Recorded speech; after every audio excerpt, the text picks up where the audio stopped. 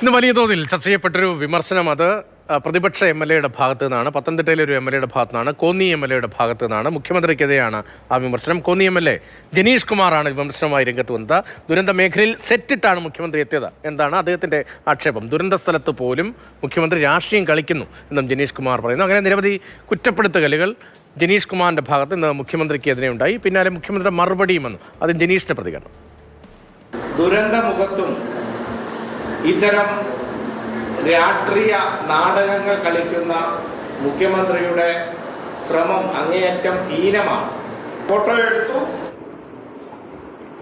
Video പിടിച്ചു, അദ്ദേഹം മടങ്ങി. പോയിടത്തെല്ലാം ഇതേപോലെയുള്ള ലൊക്കേഷനുകളായിരുന്നു അദ്ദേഹം സെറ്റ് ചെയ്തിരുന്നത്. എല്ലാം സെറ്റായിരുന്നു. ഷൂട്ടിംഗ് എല്ലാം സെറ്റ് ചെയ്ത് ഷൂട്ട് ചെയ്യുന്നു, റീല് പിടിക്കുന്നു, ഫോട്ടോ എടുക്കുന്നു, അല്ലാതെ ഒന്നും നടന്നില്ല. വെറുതെ വന്നു പോയതാണ് എന്താണ് ജനീഷ് കുമാറിന്റെ ആരോപണം. നേരത്തെയും ദുരന്തമുഖത്ത് പല രക്ഷാപ്രവർത്തനവും നമ്മൾ കണ്ടിട്ടുള്ളതാണ്. ഇപ്പോൾ അദ്ദേഹത്തിന്റെ ആരോപണം അങ്ങനെ നിൽക്കുന്നതിനിടയിലാണ് ഇന്ന് മാധ്യമപ്രവർത്തകരുടെ ഭാഗത്ത് നിന്ന് മുഖ്യമന്ത്രിയോട് ഇത്തരം ചോദ്യങ്ങളുണ്ടായത്. ഈ മഴക്കെടുതി അവലോകന യോഗത്തിൽ ക്ഷണിച്ചില്ല എന്നടക്കമുള്ള കോന്നി MLA ജനീഷ് കുമാറിന്റെ പരാതിയിൽ മുഖ്യമന്ത്രി മറുപടി നൽകുന്നുണ്ട്. യോഗത്തിൽ MLA ആരെയും ക്ഷണിച്ചിരുന്നില്ല. അത് പൊതുവായൊരു നിലയിലാണ് അങ്ങനെ കാര്യങ്ങൾ നടന്നത്. ദുരന്ത നിവാരണത്തിന് ജില്ലാ ഭരണകൂടത്തിന് പൂർണ്ണ അധികാരം നൽകിയിരിക്കുകയാണ്.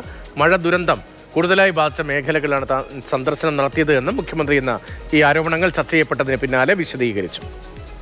അല്ലാതെ ഞങ്ങളെ MLA ക്ഷണിച്ചിരുന്നില്ല. ആ മീറ്റിങ്ങിൽ എല്ലാ ജില്ലാ കളക്ടറെയും ചാർജുള്ള മന്ത്രിയെയും അവിടെയുള്ള എല്ലാ ഉദ്യോഗസ്ഥന്മാരുടെ, ഞാൻ താഴെ തട്ടിലുള്ള ഉദ്യോഗസ്ഥന്മാരെ വിളിക്കരുതെന്നോട് പറഞ്ഞു മീറ്റിംഗ്.